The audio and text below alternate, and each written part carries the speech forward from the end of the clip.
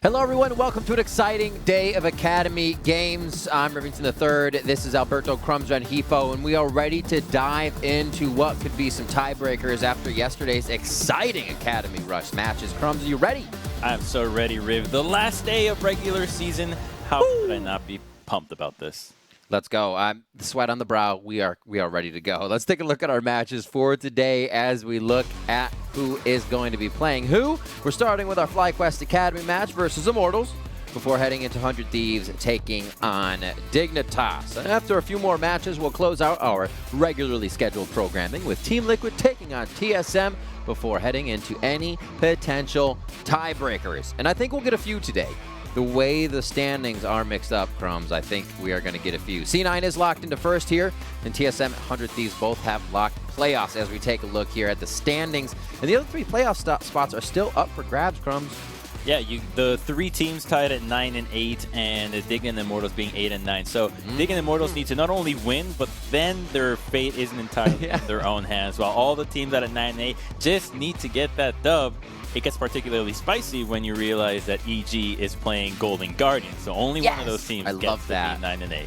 Exactly. So one of the teams that is at 7 is going to find themselves maybe with a victory to find a 9 and 9 tiebreaker. And there's so many we could dive into. Let's dive into the first matchup, though. We did see it there on the players of the day, or teams of the day. Good Lord.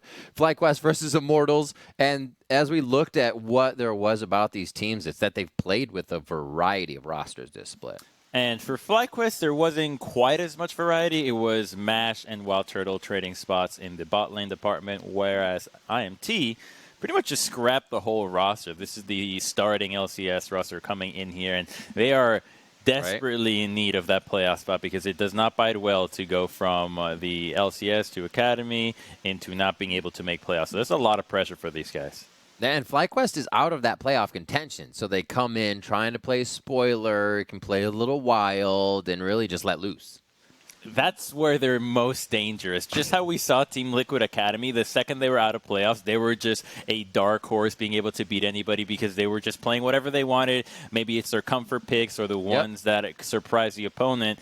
That is what FlyQuest can do here. They can play spoilers to an IMT Academy that really desperately needs this win. And this is not a team that has been struggling nearly as much as TLA. They have had some serious firepower, especially from the mid lane department. I think Triple has quietly become a pretty powerful member of the Academy mid laners. And you see his stats here compared to Ica, who was playing in the LCS before.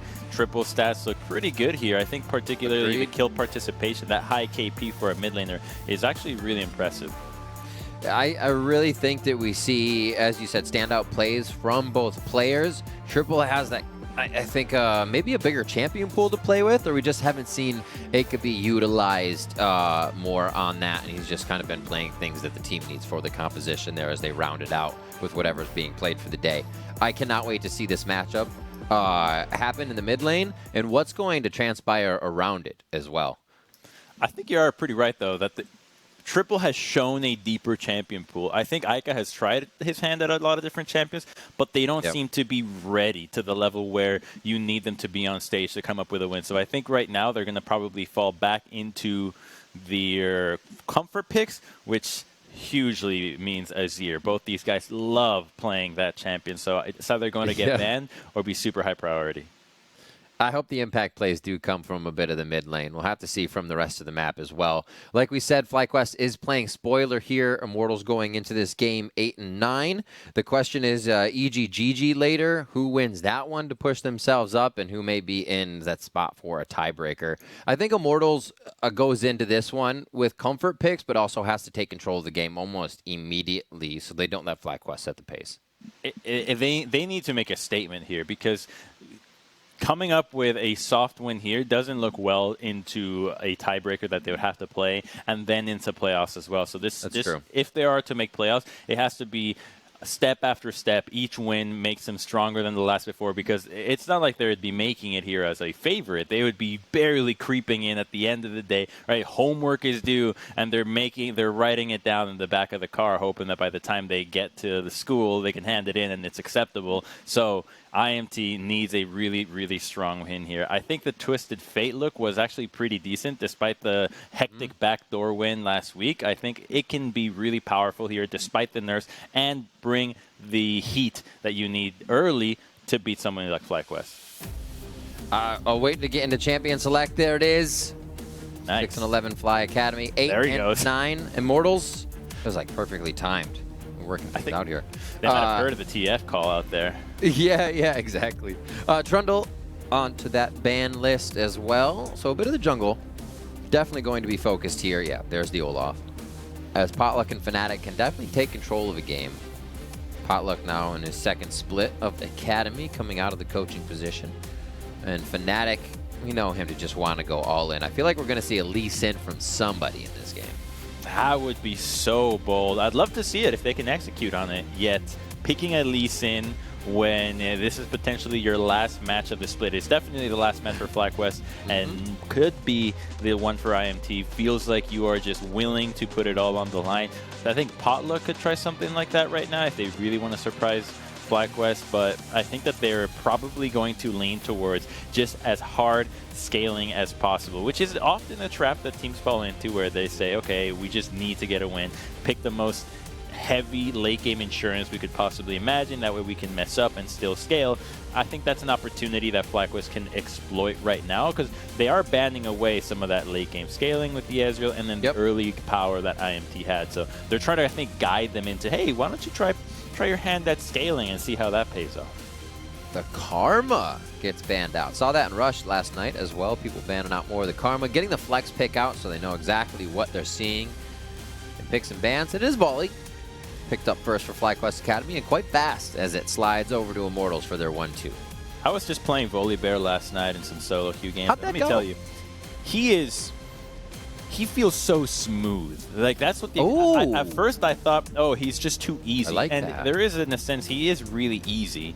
Kind of linear. His play pattern is very obvious, but everything feels very smooth. Like, your combo is like, okay, I'm going to Q, use my E, then auto, then maybe W, then ult out. Like, it's very straightforward, and there's never any feeling where, oh, I might get bugged out or somebody's going to just outplay what I've got to where I'm running at them. So the Q reset is actually really helpful for him. He's such a strong pick right now. It doesn't give anything away for what your composition is about and still gives you a ton of power. However, it is a Caitlyn meta. That is the one thing I completely forgot. We've overlooked this. Teams have been first picking Caitlyn all over the world ever since 10-15 came out.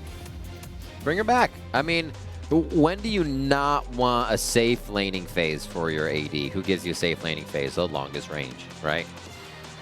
She's safe. She doesn't have utility, so I think you don't want her if you're not that cool with playing around your bot lane. If you want to have your bot laner be, hey, just give us Ash arrows and whatnot, this is fine. But already, they are just going to outrange the heck out of this Kalista. I am loving what I'm seeing out of FlyQuest thus far. Not giving anything away. Keeping Set and Kalista at bay is a great start to dealing with what IMT have drafted. I wonder if the Spirit Bond, if that's not already a support, it becomes Set later. I want to see it. Just throw him in, dive right back out with somebody from the top rope. More engaged. Okay. Nautilus, though, locked in there for the first three, or number 3. Yeah, right. Kalista, Nautilus, Set. So we do know where that Nautilus is going, at least. And the Set now can be traded around. And a Volibear, Caitlyn, and Azir. FlyQuest, they feel good about their picks right now, especially Triple. I'm sure he's happy. It would have been amazing if they got that Morgana. I even thought for a second, maybe you could actually take away Morgana right away, since it's most likely that the Kalista is paired with a heavy engaged champion, and that you already have the Set. But the Azir is a higher priority for this team because it also serves as a deny pick. So you're getting a 2-for-1 in there versus simply strengthening your bottom lane. So really putting a lot more emphasis on Triple versus Aika. And now they get to guide the matchup that they want for the Azir. I think they're going to continue to spend bans on mid lane, which will hurt Aika's champion pool pretty substantially because you already lost to LeBlanc. You've lost to Twisted Fate. They could hit you with a third ban. And then what is Aika going to pick that he's most comfortable on that synergizes well? You're going to need some sort of engage. Maybe a Galio could look good here, but they would really need to count on Potluck to do a lot of the engaging and a lot of the damage. Yeah, we'll have to see. I like the Gallia. We have been seeing it get banned quite a bit, but he may be able to go for something tanky for the team here. They tried to ban out Tom. I'm sure Big's happy he doesn't have to play Frogman. But may have to be on another duty as Corky gets taken away. So yeah, they're definitely trying to pare down Aka's pool. We said we haven't seen too much of it. Doesn't mean he doesn't have a very big pool. As we look here, he has played Azir, Orianna, Silas, Syndra, snap. Morg. The Kog'Maw comes out. Oh, snap. And that's going to be towards the mid lane. Aka is going to be trying to tear him apart with Void Puppy. It's a range battle. So Kalista comes out, 500, 550 range, I think is what it is. And then Caitlyn and Azir come out, outrange her, and now Kog'Maw comes out, outranges the both of them. So now we've got something really interesting. And then Lilia comes out. I haven't seen a full pro game of Lilia yet. We've seen her both jungle and top. I think this is going to be Lilia top, though. Yep. We get to see it. All right, let's go. Lilia locked in with Leona. Going to be sleeping and dreaming this one. I didn't think we'd see a Zoe, but we do get Lilia. What do you think of her thus far? I haven't seen too many games of her. I don't have too much of a thing. I'm having a hard time deciding how strong she is because of how whimsical she looks. It's hard because her abilities are so powerful, but so you just like instantly know how strong Ivern is, but then...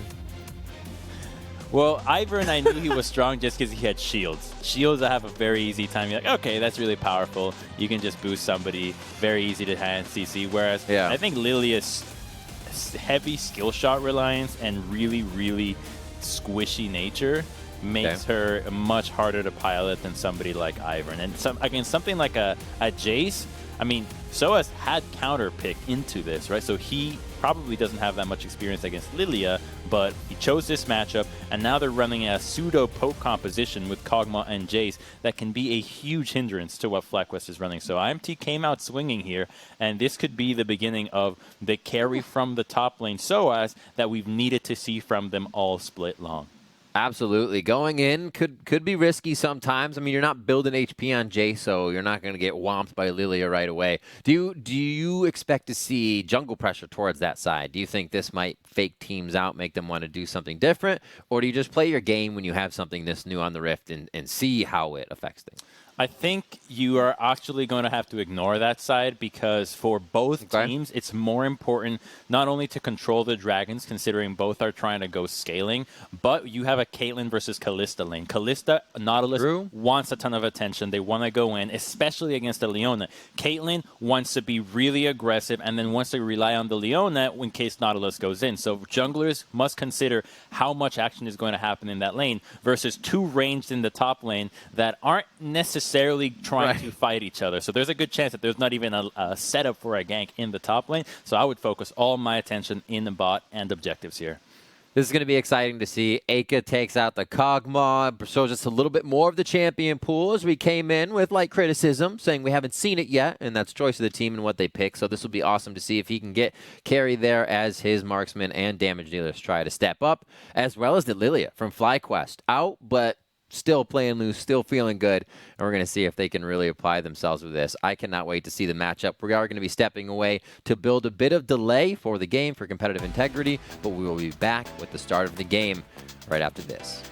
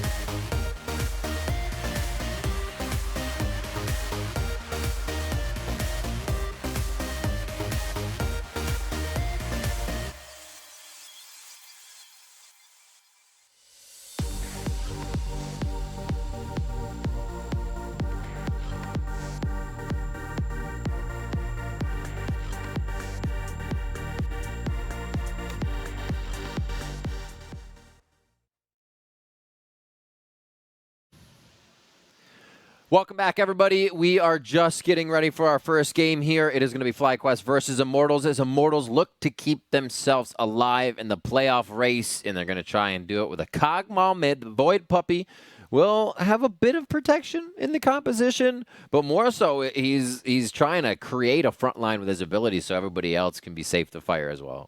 Trying to outrange the opposition and have all those tanks like the Set and the Nautilus in front of him, buying some time for his skills and his scaling, and pairing up with a Jace as well. The long-range assassination that can come out of the IMT squad is something that comes from dreams at this point. Void, what is it? Void Barrage? Ooze. Living Artillery? Living Artillery, that's what it is. Living Artillery combined Void with the Shock Ooze Blast. is his E, so...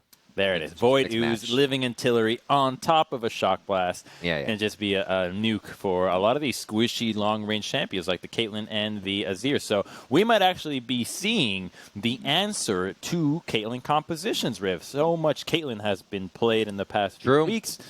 Teams are having a hard time against it. This could be a way to defeat it. Give her a bunch of ways to dodge. I mean, once Caitlyn 90 caliber nets stuck in place, you don't have to chase her with Living Artillery. You just kind of plop it down wherever she finally netted. So you have a bit of direction where she can go. Like you said, the tanks are going to be on the front line, and Immortals bringing Lilia into the game to try and put some to sleep. And like we said, she has a few tanks to hit. If she can get her passive on, does a bit more damage, and otherwise kind of whirlybirds, a bit like Hecarim. And we'll see Crumbs if her whimsical style of damage can woo you, because I know it's difficult for you. I sure hope so, because I'll tell you, not only her whimsical style, but I'm very particular about my style of champions, because even champions like Jarvan, I'm not a fan of their style in the first place. So even those champions are hard to be wooed by. And I do want to point something out where, and I know this might seem controversial, but Aka is running the Arcane, I believe, Arcane Wizard Kog'Maw skin. That skin actually, so Kog'Maw skins have different animations on different types of Living Artilleries.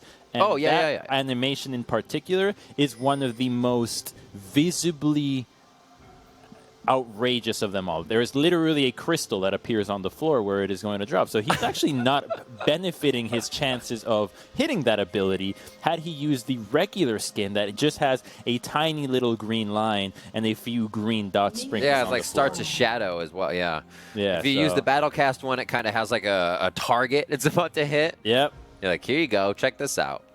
I know what you mean. We'll see if you can still style on them. I miss the days of Cogmid, actually, when people hit, like, nice Living Artilleries. They have a bunch of mana so they can go after a few, and it's just, like, everybody trying to scatter and somebody sniping you out. Good days. Those were good days. The ultimate I'm sure a lot of evolution people of don't ARAM. agree. Yeah, exactly. We're starting off pretty easy. All right, they're like, we're going to be here for you, but we're not going to do too much for you, because they see Altec and Gate down bottom immediately. And they say, we want level 2 here as well. Potluck starts on his top side. He's alone as Soaz and Revenge start going at it. And using that range immediately. Mass tries to get a bit. Peacemaker on the back wave. They have a 2-minion advantage to the push. And it should actually give Altec and Gate a bit of safety, but harass under the turret is very real if they can keep this up. This is why Mash and Big want to keep shoving this lane. It's so important for them to do that. But it also puts them in a position where a champion like Kalista can really chase them down. So there is a possibility for Potluck to find a gank into this lane. Depending on how quickly Mash and Big get to shove this wave, they'll have a window where they can ward. It's up to the bottom lane to keep the wave in check so that they don't get to ward. But Mash finds the time, drops it nice and easy, and now Potluck will have to find a different angle, maybe from the back, if he wants to really camp this lane. So we got Comet on Revenge for Lilia. Looking to tag a few of these seeds, a few abilities. Here Soaz gets a little sleep dust applied, but he's good to go. So Potluck just tried to gank the mid lane. He only got Azir to use some mana to dash away. So both teams should know exactly where the junglers are at now. They know at least that Potluck is in the bot side, and therefore, since there's no one contesting the crap, you can infer that Fnatic is in the top side as well. So it looks like we're just going to have a nice little stalemate. And in these situations, well, both teams just love it. They're both happy to say, we've got scaling. It'll all depend on how we get to play it. That's one of the things I was going to bring up before is if both teams going with the same idea at a... Okay, never mind. Wait, I was going to say an objective and they just go to poke, but it does not look like they're going to start poking right away. 3.5 minutes in.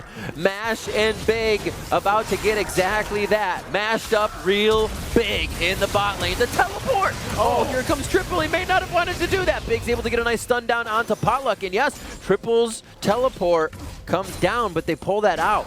Now, it's Fnatic having to cover mid, but he could get the push down. So they seem to have pushed accordingly, but they do lose one on the bot side. As Immortals, Crumbs, we said they needed to set the pace, and it seems like they're off to the races. Well, at least they got the kill on Aka there, but boy, that was so aggro because Gate is not getting out of that. Right? When he's not even letting the minions tank. He flashed into the turret aggro and just instantly died. I think there is a way to definitely play that a lot better. Potluck didn't even have an opportunity to use his face breaker there, so it's a good look. I definitely respect that. I thought that maybe even Soaz was going to get involved in case more TPs came out, but a 1-for-1 trade at this point. The good thing is you're getting good money away from the Caitlyn and into the Kog'Maw, so there is something to be shown from. Yeah, Leona picked up the kill as well, so hopefully that's not a reason for Big to just keep going onto Aka later in the game. Still has to respect the defensive line.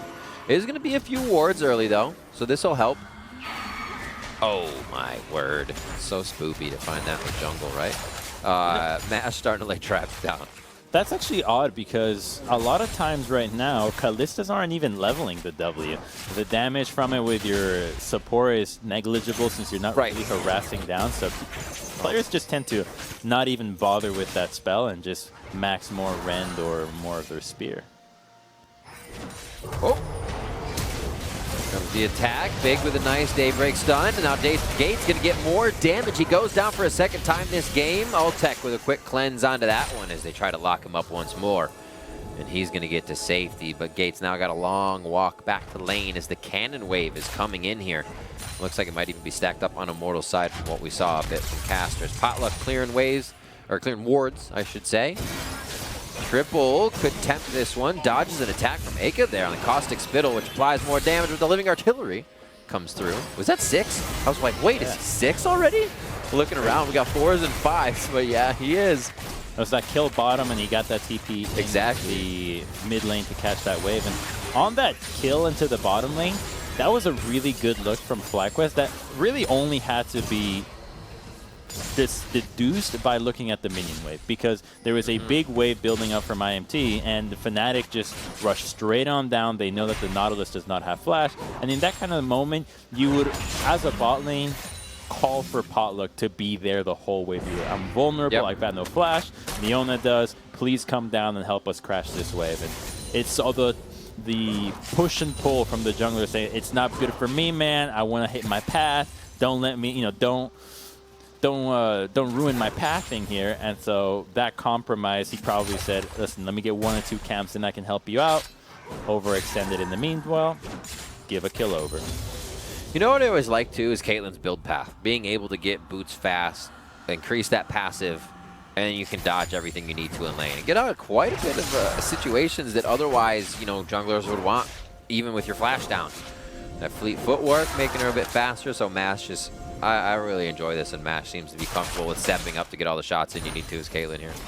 Especially since a lot of the damage is just the headshots, the traps, or the 90 caliber net. So the movement speed just plays into her strength. I love it. Keeping you at bay really far away. Because as long as Leona goes in, you don't actually need damage. You just need to CC them as well, and your headshots will do the rest. So first dragon is Ocean. We got to remember to yes, we do. guess Okay, the I'm writing third. it. I don't have sticky notes to put I got up. a little sticky note. Maybe I'll use this piece of mail sticky and re-lick it, but I don't know who licked it on the other end, so no. Herald.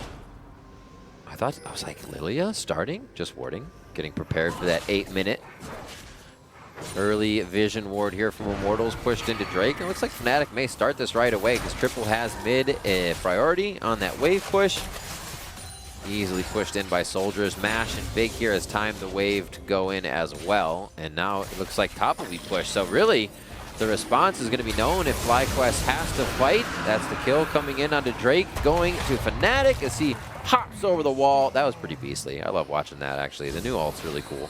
And FlyQuest get away with first Drake.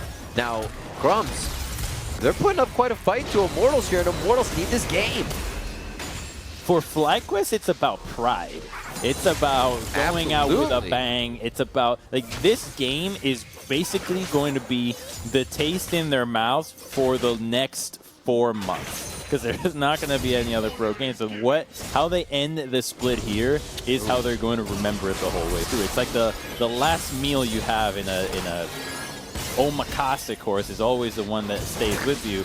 Same thing here. So they must win this game for their own sanity, because not making playoffs already feels bad. Oh, shuffle.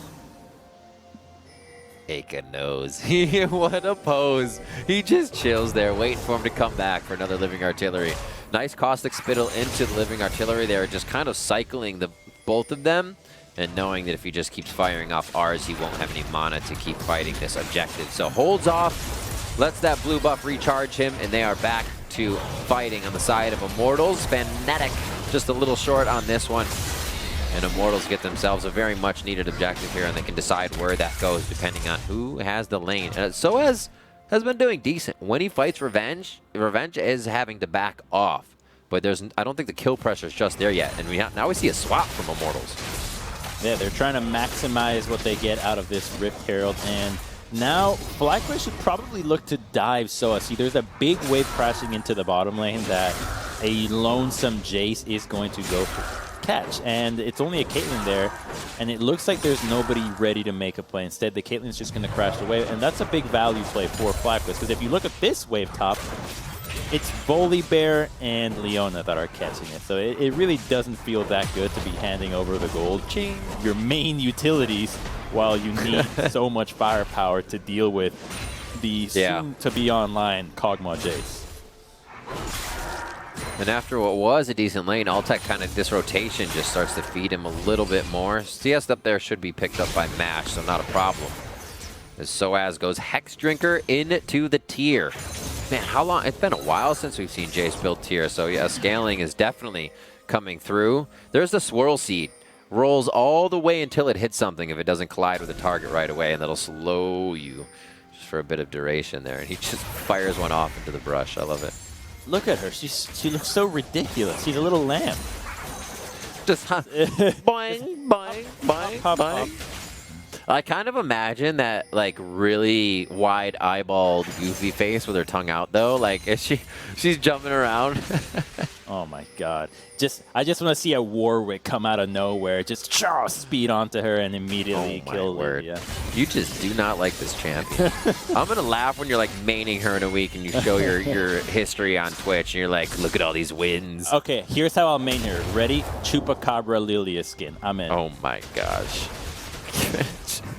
Crawling everywhere. IMTA wins this. They have Rift Herald, and there's only, so at least they're getting solo XP in the top side, but FlyQuest can potentially power dive this Kog'Maw with Volibear's ultimate being back up and them being poisoned around the mid lane, but it's a big win for them. Smart swaps top, returning to the bottom with the Herald, and now they can actually keep this bottom lane assignment and put themselves in a better position for the second Drake. Mash with the melee shots. I don't know why do we do, I guess it's to push minions, but why do we do that? When you're about to kill a turret, why do you go melee, Crumbs? Well, the idea is that when you're closer to your target, your shots are faster, because there is a travel animation between shot hitting and it actually resetting. So you're thinking, it takes less time, therefore my attack speed is a little bit faster that way, in the sense of I'm getting more shots out since they have to travel those instances less. So he just wants to push faster. It's funny that your brain, like, reads that, but it's not, like, completely seen and like, oh, I'm seeing this 0.002 seconds increase. But you like feel it. Interesting. Because I always did it anyways, but it was just something I did. You know, you walk up. I think it's been somewhat trained into people from playing Graves and Aphelios, because it works definitely with That's Graves, a good right? point. And That's a then good point. Aphelios' Chakrams now is... Yeah, that one you're just in there. That makes me feel like I'm playing an old platformer game. When you're closer to the edge of the screen, you just start firing more bullets. You're in the mid lane now. Aka and Mash going back and forth in the firing range, trying to see who can CS more. Pretty decent CS around the board. Highest currently goes to Soaz, out farming everyone. As we go for our second. Crumbs! What is our next Drake? Mountain. Mountain Drake called by the Prophet. All right. It can be Cloud or Mountain. Our rift will change for the better. Let's see what the coins decide. Very low kill game here. Like we said, this is not, it's not what I expected. They're still yet to fight, and that was close. But the poke game is going to be so pokey until somebody actually initiates. They're like, we have poke, let's use it. Oh, they have poke. They're trying to use it. Now that ends, and now we're a little bit closer, so they poke the bear. Potluck goes in from the top rope with the showstopper. He's going to get a big shield from Haymaker. Makes it out alive. No, he gets locked in place and taken down. That's a kill going in for Mash as he starts to look for more through his scope of Caitlyn. Dodging out on the living artillery as he looks to load up a few more shots. And they'll push Immortals back on that fight as Potluck was forced to pull the trigger as Fnatic came barreling in. They didn't use the poke. They didn't hit a single shock blast before that. Now Kog'Maw's level 11. Of course IMT is going to lose this fight. What are you? This is insane, Riv. You got a poke comp and you're hard engaging without your poke champions getting damage in. Everybody, they wanted the poke and they got cycled around until they found themselves too close, right on the front doorstep of the fight. And that was Fnatic's go button. Okay. Oh my word. IMT need a ton more patience to execute this comp, because it actually was a really good sign that they got the Leona ultimate early on and that the fight still had not started. Because ideally what you do then is you just keep poking and you keep baiting out more ultimates. Okay, Volibear tried to jump in, keep poking, keep poking. You poke them out until the enemy runs out of resources and recognizes, okay, we can't fight them anymore, and they just leave. You're not supposed to even take a fight. You're supposed to just poke them and get the objective that way. So this is really good for FlyQuest that they can start stacking these dragons at this pace, considering how slow the game has been thus far. Crumbs, it's Cloud. Dang it. All right. There's plenty of games today. You have so many games. Possibly 7 more. We'll see. Maybe a little less if it keeps going like this and FlyQuest just controls the pace. They're about 500 gold ahead. As it keeps creeping on either end. 2 kills picked up in that last fight, so 3-1 now. And Rift Herald is just doing its own thing, actually. It runs out. 3.5 minutes onto Cloud as it's about to come up. So as Bax, we'll see what item he fits in. He does have the Serrated Dirk, and he might start completing a bit more. Maybe the Monomune?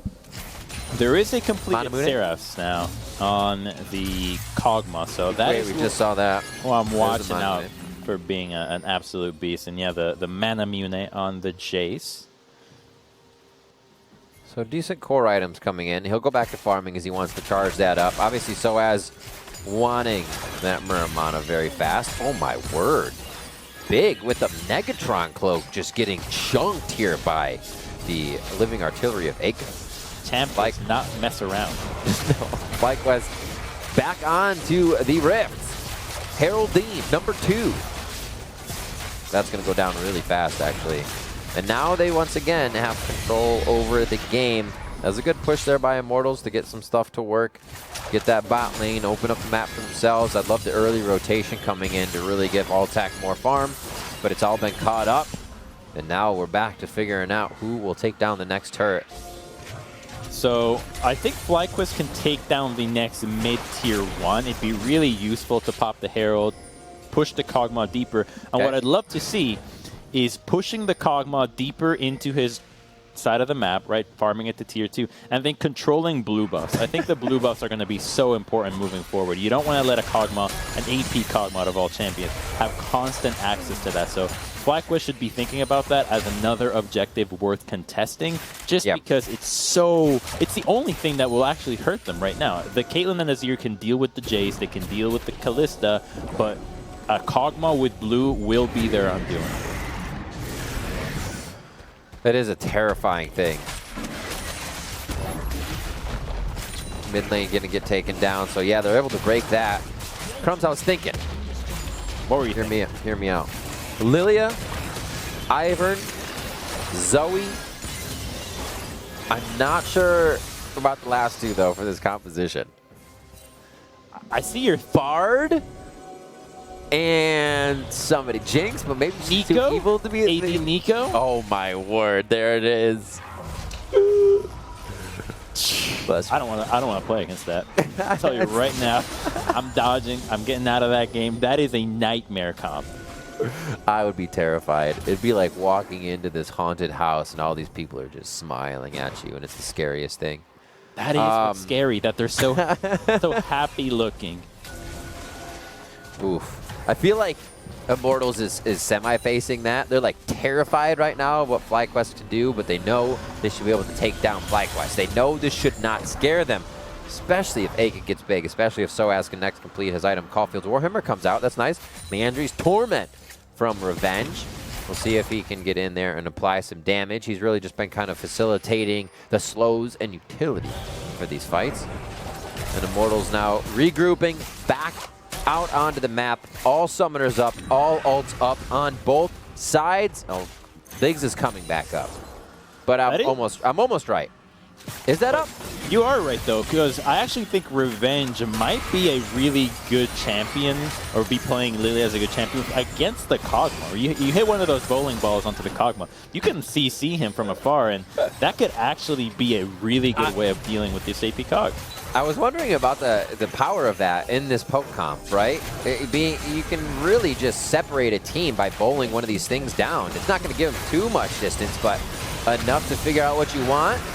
Quick autos over the wall, apply a bit more damage. Revenge versus Soaz. It's going a 1v1 behind the Drake, and Soaz says he needs to get back to the fight to help the team. Oh, Fate's call onto the Zanyas. They try to get the double help in, but that's just going to be a pull-in coming in from Big as they get more kills. That's Emperor's Divine and more come through for FlyQuest. It's not looking good for Immortals as Soaz goes back in for the kill. He finds one before he goes down, and Ultek is the only one. There's a hop, skip, and a jump away from safety as he makes it out alive. It looks like IMT might not be making playoffs. Riv, FlyQuest are on Soul Point.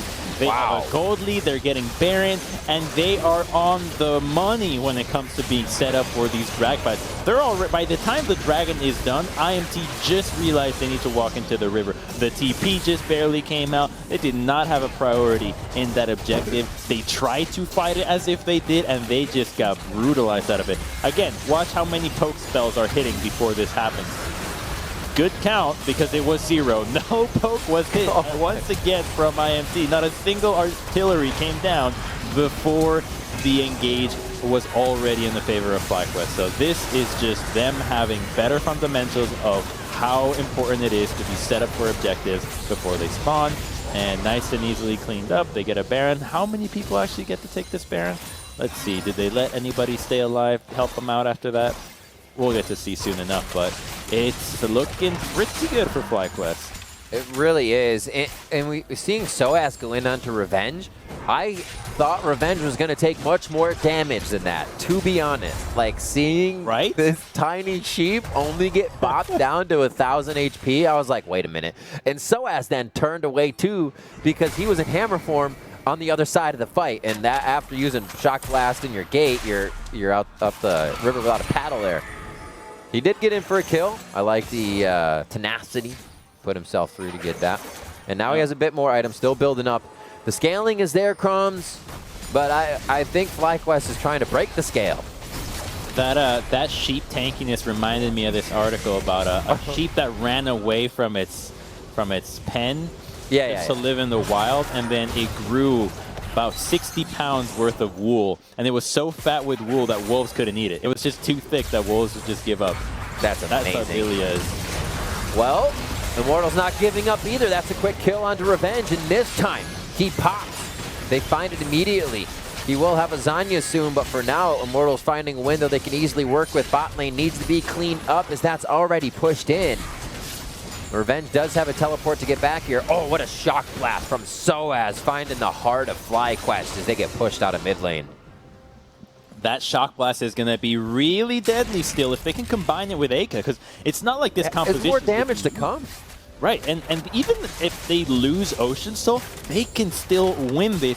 They just need to play how their composition is meant to be played, landing that poke early, because you hit a few of those crucial spells on an Azir. Yeah. I think especially Azir, because he's the one that doesn't have sustain. You already have a 4v5, so there's still a chance that IMT can regroup here. They can even give up the soul, and then it's all about that Elder, because this game is clearly going to go late with how great both these teams' wave clear is. Absolutely. That the Elder fight might just dictate everything and make us forget about what happened with the souls. And this game can, beyond getting them into a playoff position possibly, is big for Immortals in the fact that you get to stress your mental. Not that you get to, that it is being stressed, right? Playing under this condition where the other team is just kind of throwing punches to see if they hit whatever they can throw that sticks to the wall, and if it does, they follow through, and or they take a pick because it's awesome, right? So looking at Immortals being able to play through that, knowing each fight could really just give up a whole bunch of their map, I think is huge to build up a playoff mentality. Here, Potluck getting taken down. The Haymaker's going to turn the fight as Fnatic has to jump out, and they deter that one as Fnatic has to second guess his engage there. The rest of the team of FlyQuest maybe not prepared, and Revenge looking to poke a few out here.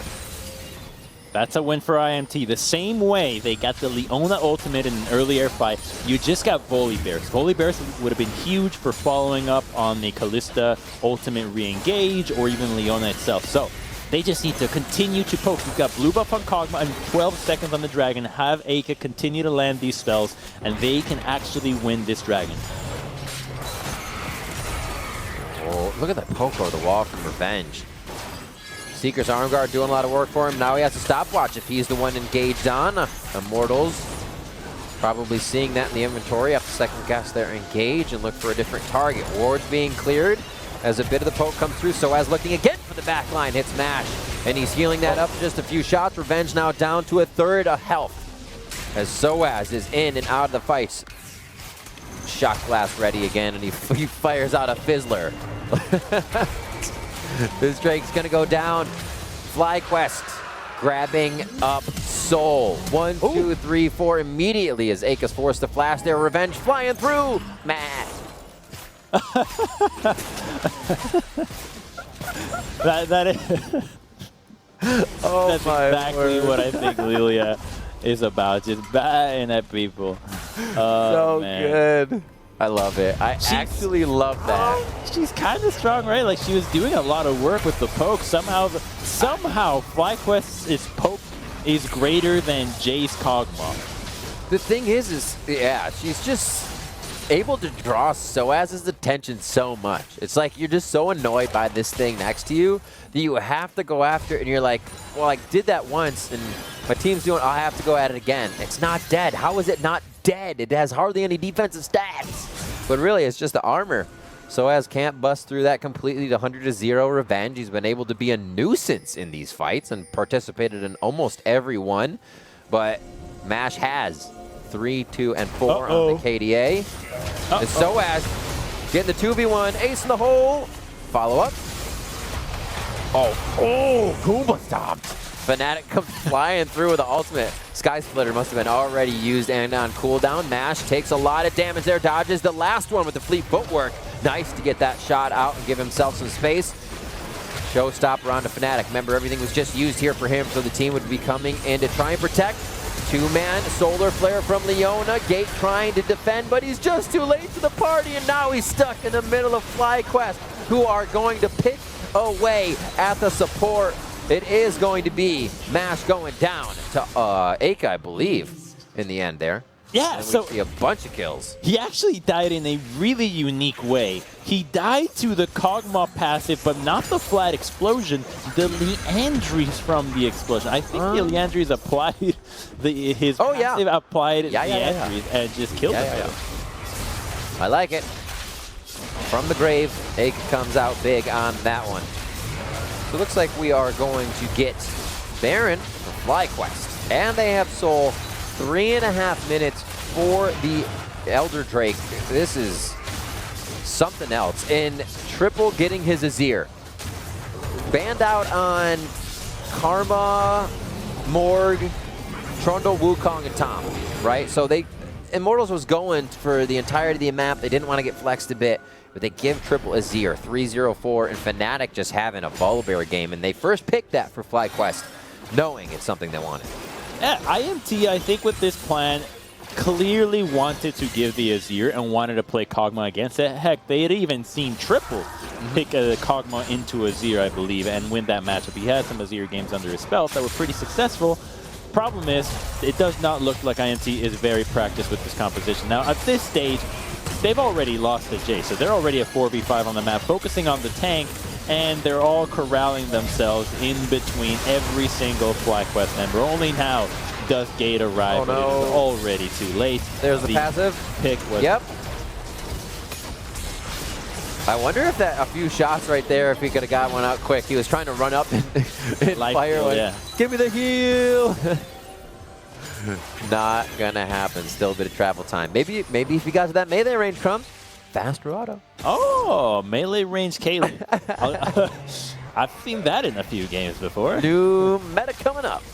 All right. Merman is finished.